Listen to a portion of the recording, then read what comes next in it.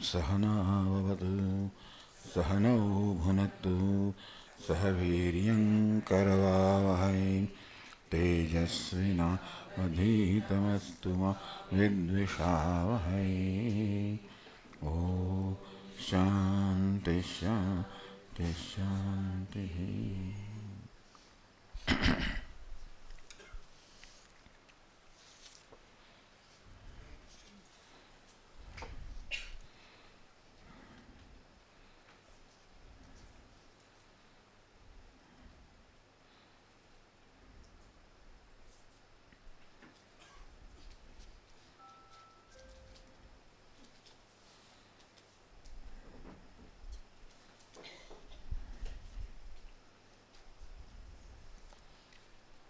This is not a question, it's just a statement.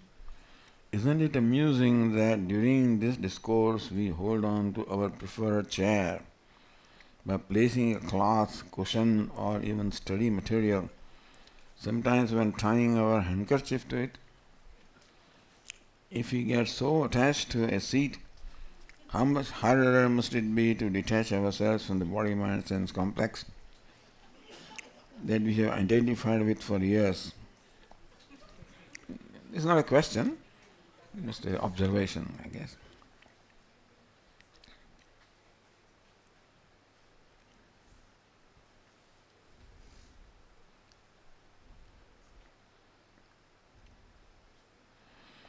Is not Brihadaranyaka Upanishad Shruti or Veda? Why does it need to give reference for validation? Also, the exact locations of the reference are missing. Is it that we have lost our Shruti?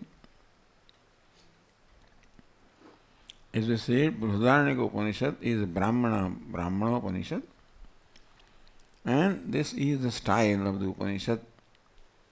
That Mantra Upanishad is considered more authentic than Brahmana Upanishad. Therefore, Brahmana Upanishad, like Taittiriya and others, they quote verses in order to validate. It's a style, it's nothing.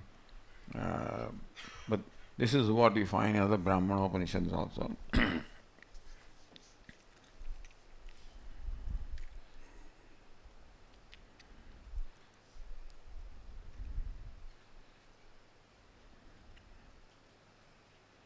Since Itihasa is a record of real events, Itihasa iti ha asa.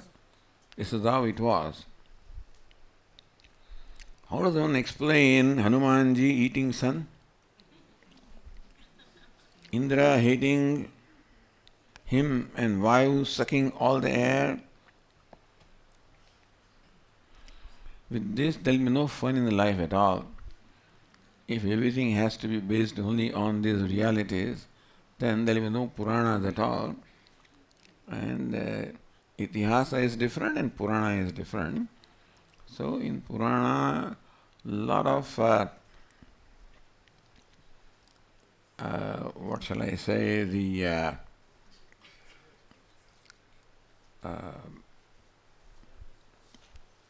events are given describing some of these spiritual experiences also.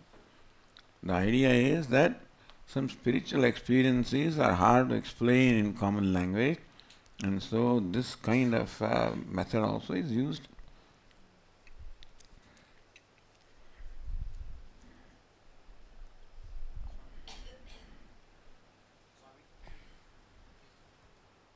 But isn't this Itihasa and not Purana?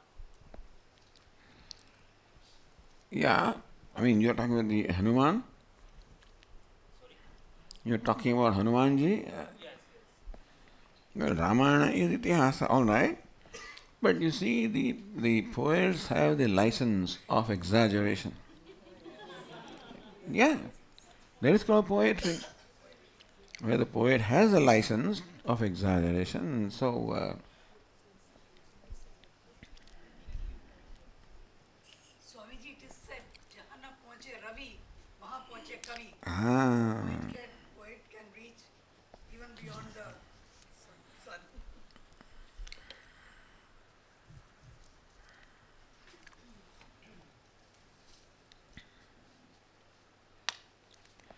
Are the lokas, devatas and reincarnation regarded as fact or belief?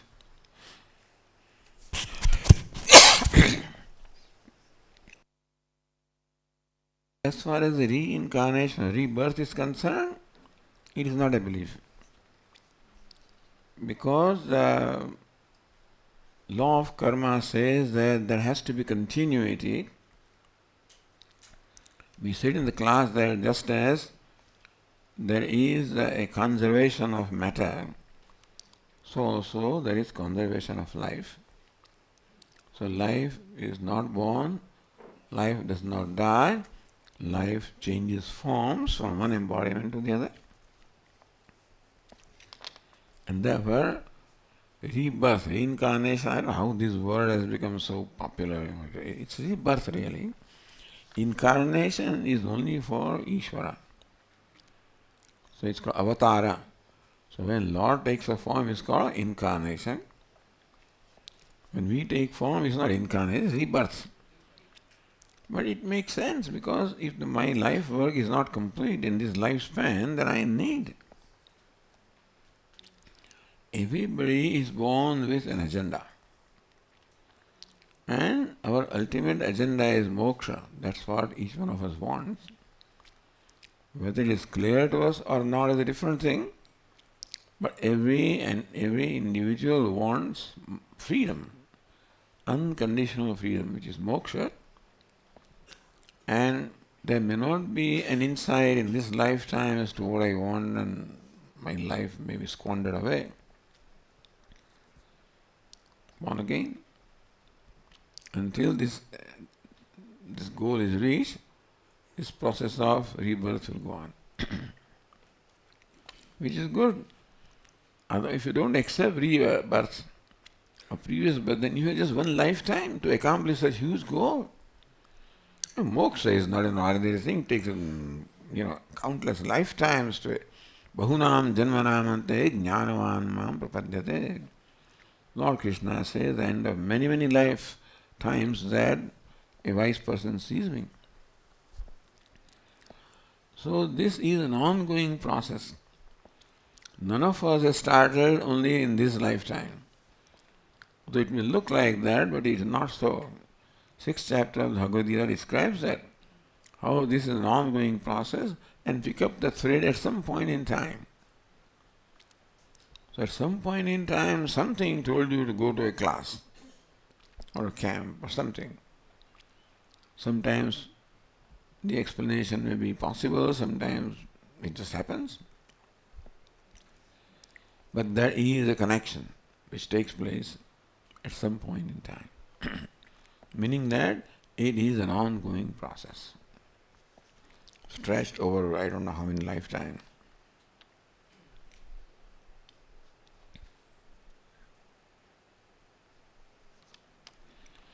Swami, if dreams arise from past karma, why do we say that impressions from the waking state carry over into dreams? So we have accumulated impressions from our waking hours, but which impression will result into dream? What decides which impression will form itself into a dream? Again, karma decides that. Because so many impressions are there. It's not only that today's impressions will reflect in my dream. And so there also karma is involved. The karma which is responsible for the dream experience, when that fructifies, then dream experience takes place. This is our explanation because we seek an explanation for everything. So why does dream take place? Why does anything take place? There is a reason, and the reason ultimately is karma.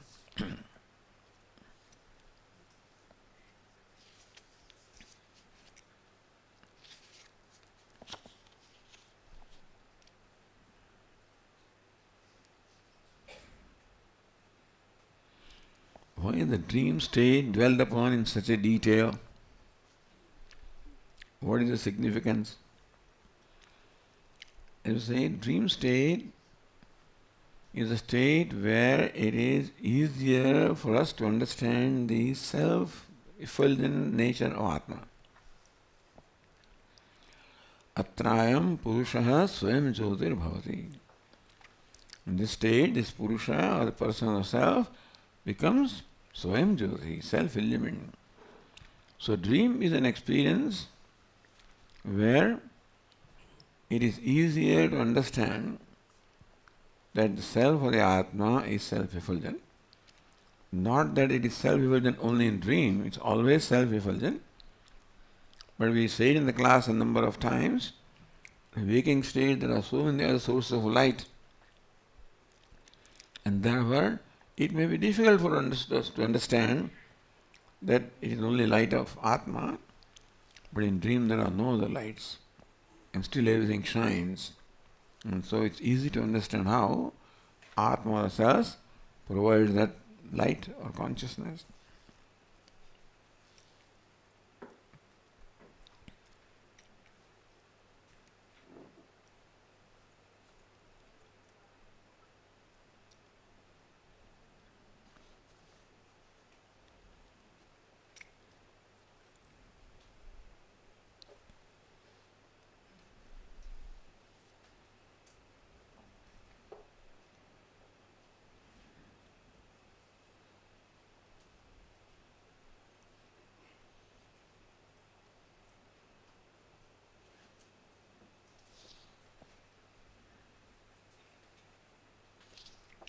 So today's questions are all of dream, because there was a discussion in the class.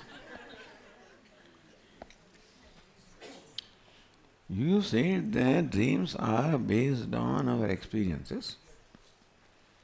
They are not substantially different from the experience in the waking state. But we often dream of things we have never experienced. Maybe you have not experienced in this lifetime. You may experience in some other lifetime. Sometimes that also can. Another Upanishad says that it's possible that what you experience in other lifetime also may appear as dream.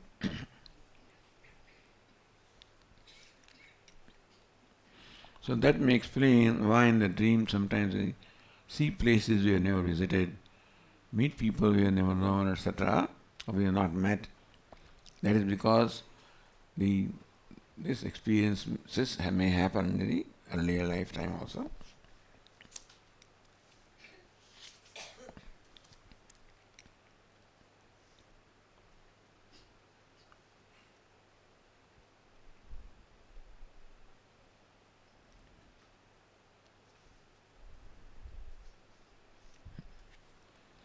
In meditation, there are moments of stillness or contentment. Is this abiding in Atman? How do I know it is not false? Identifying with Anandamaya Kosha. If in that moment of stillness or contentment, if there is still sense of individuality, a slight sense of individuality, then it's Anandamaya Kosha. The sense of individuality becomes subtler and subtler as we go into subtler koshas. And so, Manomaya and Vijnanamaya and Anandamaya. And so in Anandamaya, the distinction between the enjoyer and enjoyed is very, very, very fine distinction. Disappears in Atma, is final. So, it is possible so when you feel a sense of contentment or stillness, if you still experience a sense of individuality or experience of bhokta, then it is Anandamaya Kosha. If that bhokta also disappears, then it is yourself. Meaning that at that time you are not aware, later on you realize that I was completely lost. So then that is you, but otherwise if there is an experiencer, then it is the Anandamaya Kosha.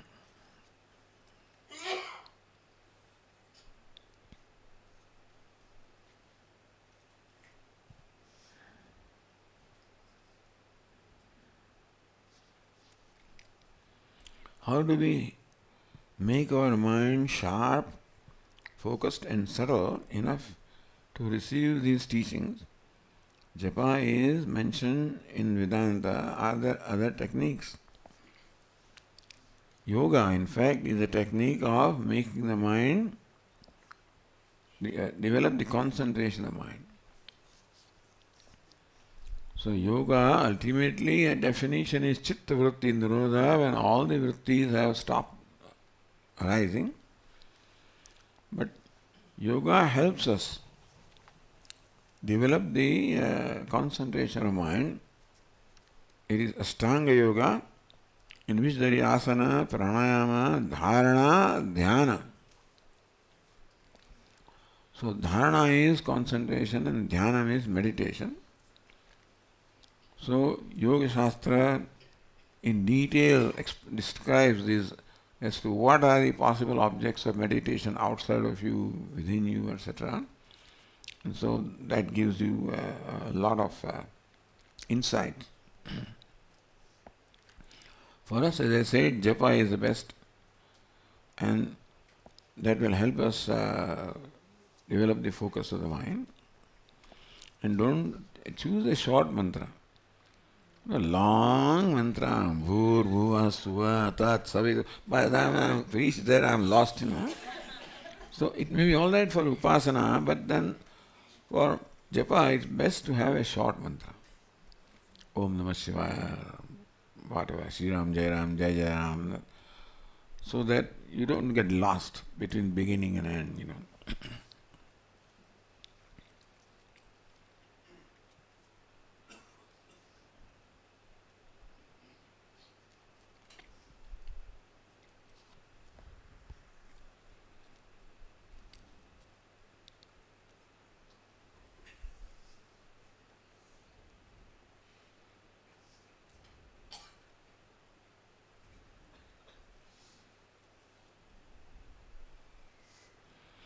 The method of understanding Advaita Vedanta has been created a very long time ago.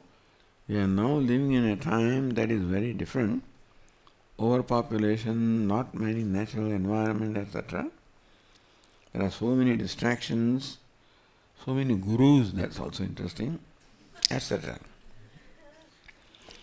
I wonder how the method stays the same and works in these very different times. You have the freedom always to take time out in your, for example, Mahatma Gandhi set aside one day for silence. For it was his meditation. So you can assign a given time of the day for meditation and thus keep practicing. It is abhyasa of the practice which is what will help us to develop the ability to focus. It doesn't matter whether it's 21st century or 1st century. Human mind is essentially the same. Yes, there may be many activities, more distractions, but then the mind is, because the question that Arjuna asks of Lord Krishna in the 6th chapter of the Gita, Chanchalam hi manah Krishna pramati balavadrunam, he describes his mind as restless and unsteady and obstinate, etc. How do I control that mind? So mind is not much different for Arjuna as well as for us. And therefore the methods given, abhyasa and vairagya in Bhagavad Gita and Yoga Shastra, they will work today also. If you are serious about this, then abhyasa in akaunteya, vairagya chakri, abhyasa and vairagya. See, there is a reason why the mind gets distracted. Because it is attached somewhere. That like a bee goes into where the honey is, so the mind goes where it is attached. So let's understand the attachments of the mind, the raga-dveshas of the mind, and try to so slowly make the mind free of raga-dvesha. Lord Krishna prescribes A life of karma yoga meaning a life of certain values and attitudes. Values, of course, are known to us. Lord Krishna also teaches amanitvam, adambhitvam, ahimsa, kshanti, arjavam. And the attitude of performing actions as an offering to the Lord, receiving the result or outcome as a prasad of the Lord. So we have to cultivate these attitudes to slowly and slowly make our mind inward looking, train our mind. And then the mind will help us. So we have to make our mind our friend. Atmaiva hyatmana bandhuhu atma virupuratmana. Lord Krishna says our mind can become our benefactor or the mind can become our enemy also. So we have to make our mind our friend by making it free from ragadveshas, the distracting elements, by living a certain way of life, certain attitudes and values in our life. And this mind progressively is trained and formed.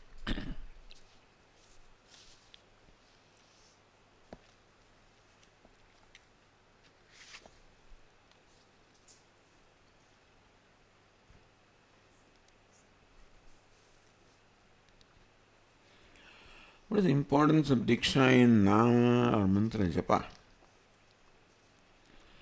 Diksha means a formal transfer of, say, a mantra from Guru to Shishya. In that case, some energy of the Guru also comes along with that mantra. That is an advantage. But otherwise, if that is not so, then also mantra has its own power. And so more and more you repeat, more and more you will be able to feel its effect.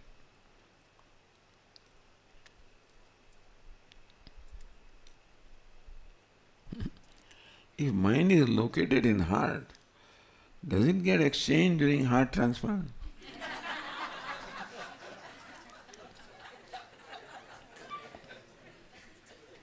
Because one heart is gone, the heart comes,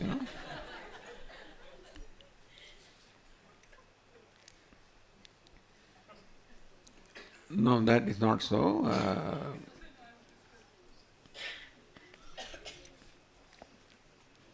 Again, locate in a new heart, Not that goes away with heart.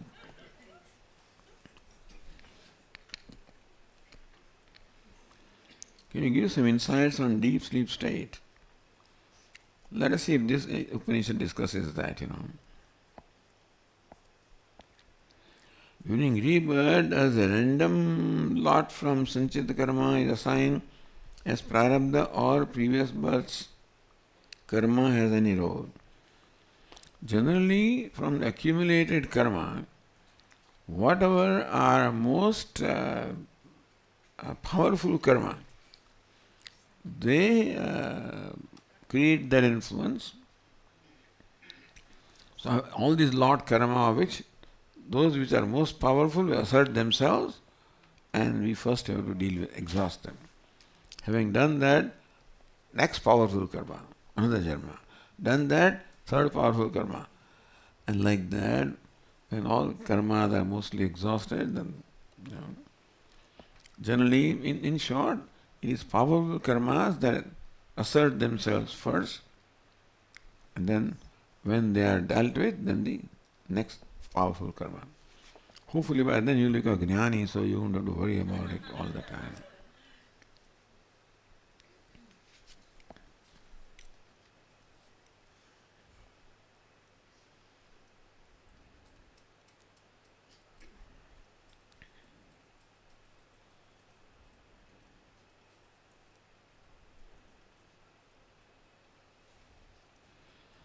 I am equipped with the body-mind sense complex and have the freedom to identify with it or not.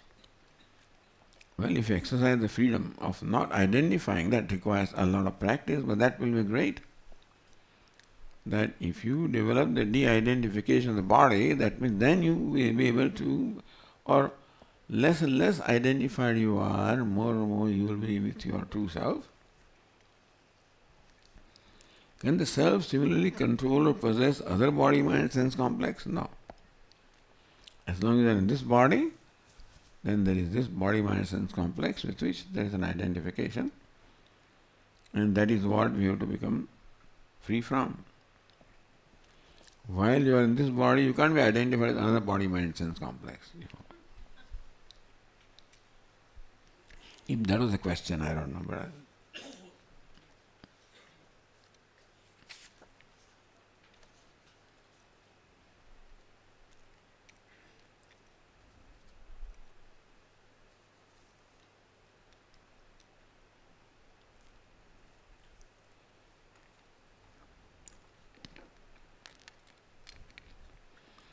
what is the necessity of knowing the truth about oneself while alive? Since ignorance or false identification exists in mind, and the mind along with body perishes at death, it does not. We have the gross body and we have the subtle body. So mind is the most predominant element of subtle body. So what perishes is the gross body. And the mind continues to remain and comes to the next embodiment, where again we have not done our homework, then we'll continue the further. So mind does not perish until you gain moksha. Until then the mind will go from one embodiment to the other. That is why we are born in this body with our own peculiar personality, our peculiar traits, peculiar samskar. That's why every individual is unique, because they have a unique history, which is inherited. So, mind does not die, by the way, it is body that dies.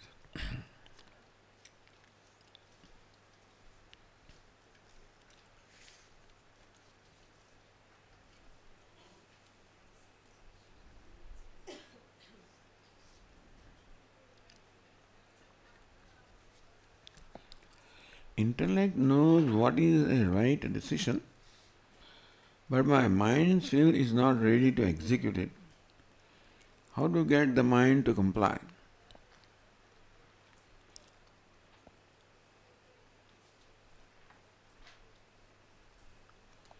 So one must know the distinction between intellect and the mind. Intellect knows what is right, and the mind is not ready to execute it. Well, mind has its own agenda. Intellect is a thinking faculty, mind is a feeling faculty. And therefore emotions or feelings may not necessarily be aligned with your thinking. It may need a lot of training to align your emotional mind with your intellectual thoughts. And thus the intellect has to constantly train the mind. Lord Krishna explains that let the mind intellect has a viveka or discrimination or understanding. Mind is the habitual faculty, it follows old habits. Therefore, the intellect which now has the understanding, let's say from Vedanta, has to be aware of the thoughts of the mind and constantly monitor them and guide them. So intellect should guide the mind, understand the mind, guide the mind to think in a correct way or act in a correct way. Thus, it's a process that we will train our mind to align with the right thinking. The mind is what it is, and it carries past habits of thinking. Now you listen to Vedanta and the thinking has changed and the intellect now understands it differently. But the mind is habituated from the past, and therefore we have to slowly train the mind to align with the new thinking. Until then you have to control the mind to make it do what you want it to do. So mind may not right away cooperate with us, in which case we have to assert our thinking, the right thinking, and make the mind do what we want it to do. Who takes the decision? Intellect. Mind or intellect takes the decision? Yeah. Intellect has the understanding, and that is where the decision takes place. Mind is habitual, meaning that whatever understanding it had in the past, that's what it carries forward. The intellect changes, and the mind will change only when we translate that intellectual understanding into actual behavior. So a new understanding has to be put into action in terms of new behavior, and that is how the mind will slowly change. Mind will want to go on with the old behavior, and I assert that no, this is the way we have to do. So your new understanding has to be put into practice deliberately. And that's how the mind will slowly change. So behavior and mind, they are more closer. Yeah. Mind is more a habitual faculty. Intellect is thinking faculty, mind is a habitual faculty, emotional faculty, impulsive faculty.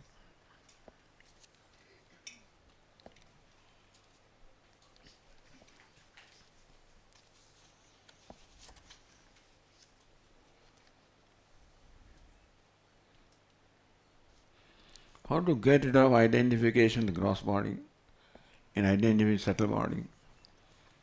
By developing identification with Atma. So, we slowly train the mind to get identified. So that is where upasanas or all these help. If you have an Ishtadevata and if you have that devotion, bhakti, then you can use that power of bhakti to make the mind identify, let's say, with the devata. Because you have devotion. And thus, that will help you to de-identify with this body and identify with devata. And from there you can slowly change it to further on itself. So in stages we can help the mind to de-identify. So gross identification, little subtler identification. Practice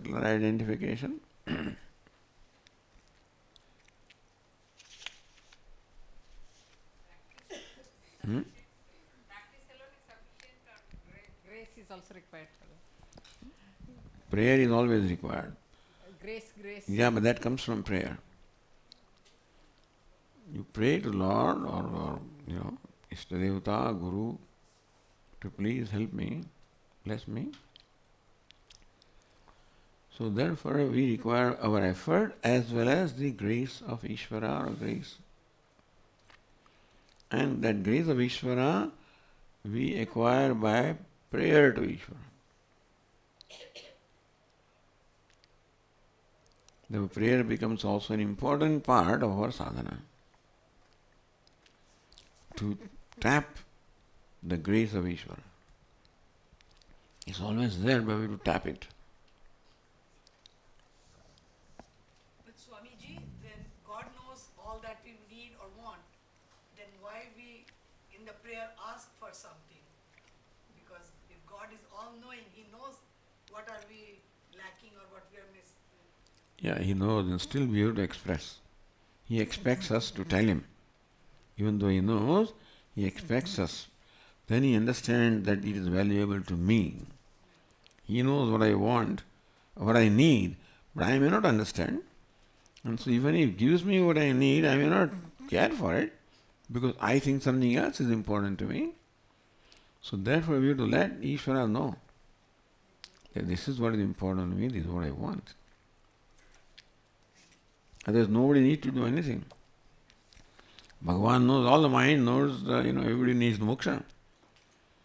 But then in Gita and elsewhere says that if I give them, they don't, unless we have appreciation of, we won't appreciate what He gives. And so a famous story of Prahlada, when Lord Hiranyakashipu appeared before them and then, he blessed Prahlada and says, come with me to Vaikuntha. Prahlada said, yes sir, I will come, but with one condition, I'll bring my friends with me. So all right, but one condition, if they should want to come with you. Of course, everybody will want to go to Vaikuntha. So he went to his friends and said, hey, let's go to Vaikuntha. What Vaikuntha? Hey, I'm with Ishvara's award. No, we'll do it later. We're still children, no, we have to do a lot of things.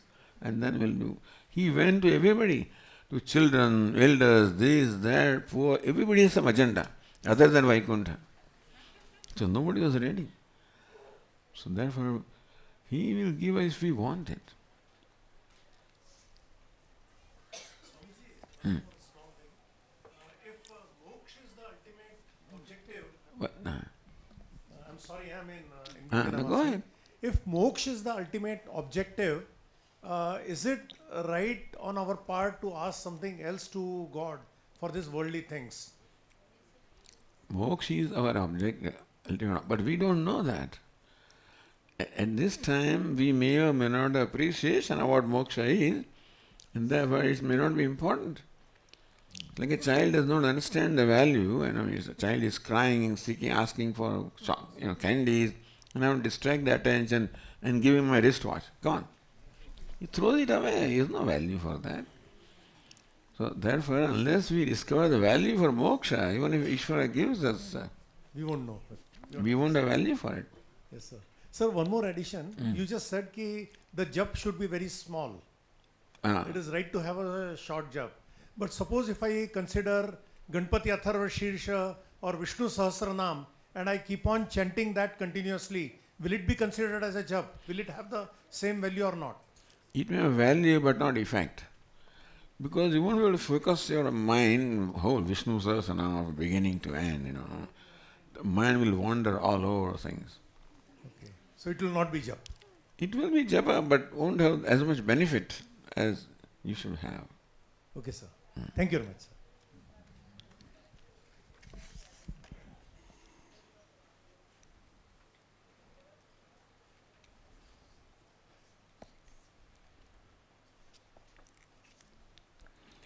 How to cultivate one-pointed mind?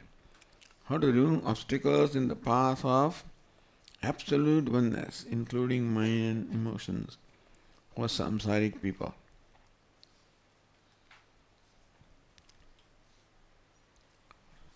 So, removing obstacles, there is a progressive path. That Ishvara should become the most important entity in our life. And for that, the first step is Karma Yoga, that what I do for Ishvara to please him. I have two altars to please. One is my ego and other is Ishvara. Usually we do what we do to satisfy our ego. Slowly we transform ourselves and let Ishvara have a place in our life.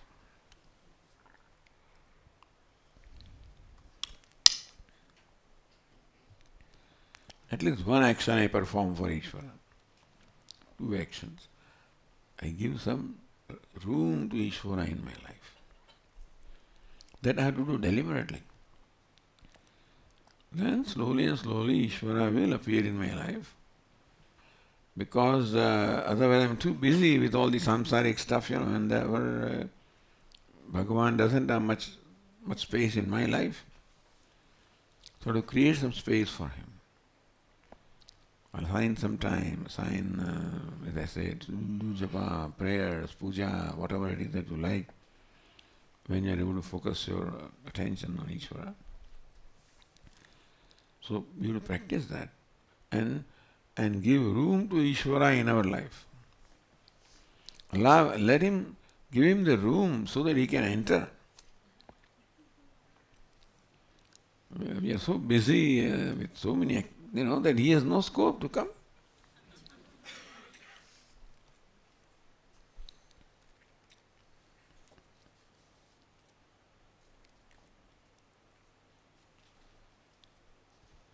How to remove obstacles in the path of absolute oneness. First step, as the Bhagavad Gita teaches, is antahkarana shuddhi, purification of mind. Make our mind progressively free from ragadveshas, attachments and aversions. So let us understand what attachments and aversions we have. We will know them from our own behavior. Whenever we act out of impulse, then we know that some attachment or aversion is involved. So let us make note of those things. First, let us understand our mind. And what is it that guides our mind, controls our mind? Thus, understanding. So when I get angry, then I ask myself, what was the reason? When I get upset, I ask myself, what's the reason? So, my own experiences, if I pay attention to them, will help me understand my mind. And slowly I work on that. Basically, let me understand what ragadveshas or attachment aversions I have. Ragadvesha is a general term, but each one of us have our own ragadveshas. And therefore, we have to identify them and work on them. One way is called the Pratipaksha Bhavana. One method that Yoga Shastra and Vedanta teaches is Pratipaksha Bhavana. Pratipaksha. Paksha means a position, Prati means the opposite. I deliberately take an opposite stand to neutralize a certain emotion in my mind. Suppose I get angry. I got angry at a certain person because perhaps I may have some objection to some habit of that person, whatever. Then I deliberately ask my mind to focus attention on the other part of the person. Usually we react to only one part. When I get angry, it's only seeing one thing. Our mind does not see the whole thing, doesn't see the whole person. It takes just one part of the person, and a person behaved in a certain way and I react to that. But the person may have behaved in very different ways at other times, and I don't take that into account. So slowly I have to train my mind to take the whole person into account and not judge the person simply by one event or one episode. So that is how we will be able to do justice to the other people as best as possible. Let us understand the whole and not just react to the part. So Grihasthas have a lot of opportunities to grow. Our Swami used to say that a life of Grihastha will make you a yogi. I still, I am most amazed as to how two people can live together really, day and night. How to put up with them? And I really congratulate them, that they're able to do this. It's a great accomplishment.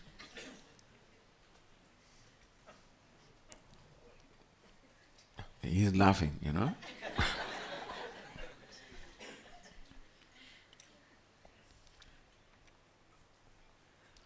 Because unless you accommodate the other person, it's very difficult to live together. So you accommodate the other person accommodates you. Like that, accommodation, letting go. So thus you learn to let go. When you live together, you learn to let go. Otherwise you cannot live in peace. So letting go makes more you let go, more free you are. Because we are born on account of things that we hold on to. More you let go. So letting go is not obliging other person. It may appear like that, but basically it is for my own self. This life of Grihastha or a householder is an excellent setup for emotional maturity, for growth. And that is how we should use that setup. And as I said, I congratulate everybody, this couple who lived together for so long, celebrate 45 years of marriage and 50 years of, that's a great thing. But if we wish to grow, although if we remain the same, then it's not that just because you live together that you will grow. It is a value. I want to use this setup to let go, to let go, to let go, to accommodate. Not helplessly. Oh, Swamiji, what can we do anyway? That's generally in India, What can we do? We have to. But when we do that unwillingly, then often it hurts us. Because I have to suppress my feeling in order to accommodate the other person, and more you suppress yourself, more you damage yourself also. And that's what happens often. So whereas on one hand, the married life can give us an opportunity to grow, on the other hand, it can also cause this suppression, etc., and it can damage us. So whether it damages us or helps us grow is something that we have to watch out. It's not only married couple, that's the best setup anyway, because you can't get away. Two friends at least can get away, all right, I'll see you after two weeks or something, You can other relationship, you can create a distance. You cannot create distance here. And so you have to deal with it. I'm talking theoretically anyway. But I imagine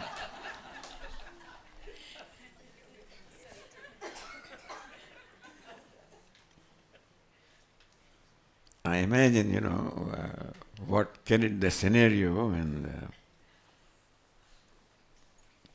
I can advise people very well. Swamiji, it is easier said than done. I may have to accept that. But has to be done anyway. So does it mean that I've escaped all that?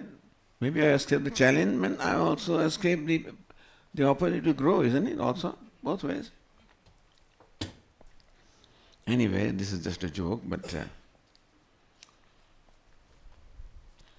so I think we have dealt with all the questions. Most surprising.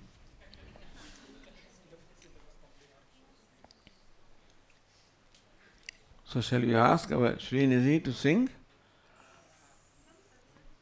Huh? Satsang, huh?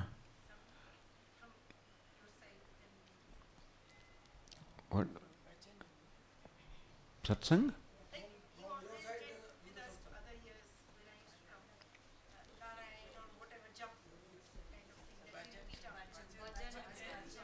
Bhajan. Huh, that is what I'm requesting her. You like to hear her more than you like to hear me, I think, So that's why I'm telling her. Her voice is much sweeter than mine, so yeah.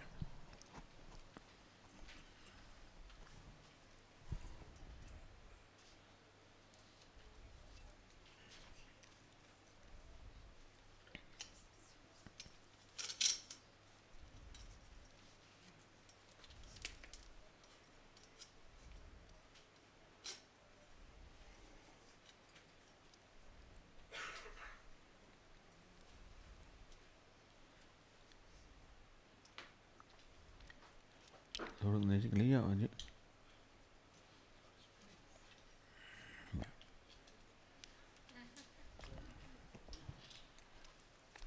Shall we switch off the lights?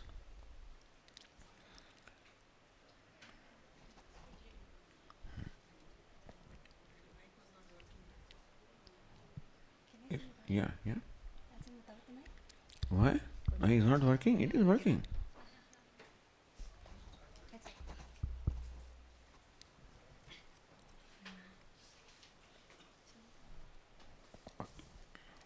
തെച്ചി മന്ദാരം തുളസി പിച്ചകമാലകൾ ചാർത്തി ഗുരുവായൂരപ്പ നിന്നെ കണി കാണണം. തെച്ചി മന്ദാരം തുളസി പിച്ചകമാലകൾ ചാർത്തി ഗുരുവായൂരപ്പ നിന്നെ കണി കാണണം. വാഗച്ചാർത്ത് കഴിയുമ്പോൾ വാസന പൂവണിയുമ്പോൾ ഗോപികമാർ കൊതിക്കുന്നൊരുടൽ കാണണം. വാഗച്ചാർത്ത് കഴിയുമ്പോൾ വാസന പൂവണിയുമ്പോൾ ഗോപികമാർ കൊതിക്കുന്നൊരുടൽ കാണണം. തെച്ചി മന്ദാരം തുളസി പിച്ചകമാലകൾ ചാർത്തി ഗുരുവായൂരപ്പ നിന്നെ കണി കാണണം. മയിൽ പീലി ചൂടിക്കൊണ്ടും മഞ്ഞപ്പട്ട് ചുറ്റിക്കൊണ്ടും മണിക്കുഴലൂതിക്കൊണ്ടും കണി കാണണം. മയിൽ പീലി ചൂടിക്കൊണ്ടും മഞ്ഞപ്പട്ട് ചുറ്റിക്കൊണ്ടും മണിക്കുഴലൂതിക്കൊണ്ടും കണി കാണണം. തെച്ചി മന്ദാരം തുളസി പിച്ചകമാലകൾ ചാർത്തി ഗുരുവായൂരപ്പ നിന്നെ കണി കാണണം. ഗുരുവായൂരപ്പ നിന്നെ കണി കാണണം. ഗുരുവായൂരപ്പ നിന്നെ കണി കാണണം.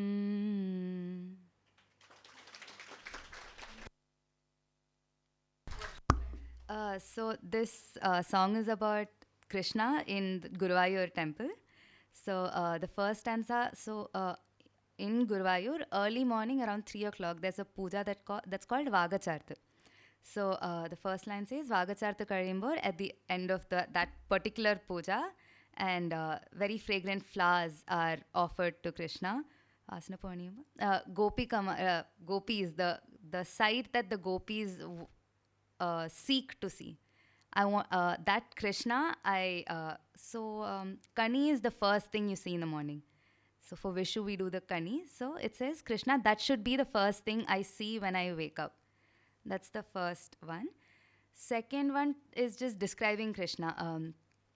Mail Pili, the peacock feather adorning the yellow vastram, and with the flute. So I wish to see this as the first thing when I wake up. That's the meaning of the song.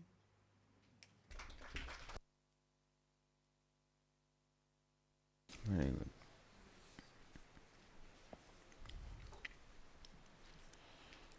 Om Sarve Bhavantu Sukhinah Sarve Santu Niramayah Sarve Bhadrani Pashyantu Ma Kaschid Dukkha Bhag Bhaved Asato Ma Sadgamaya Tamaso Ma Jyotirgamaya Mrityorma Amritangamaya Om Purnamadah Purnamidam Purnat Purnamudachyate Purnasya Purnamada Purnamevavashishyate Shanti Shanti Shanti Hari Om Shri Gurudevyo Namaha Hari Om.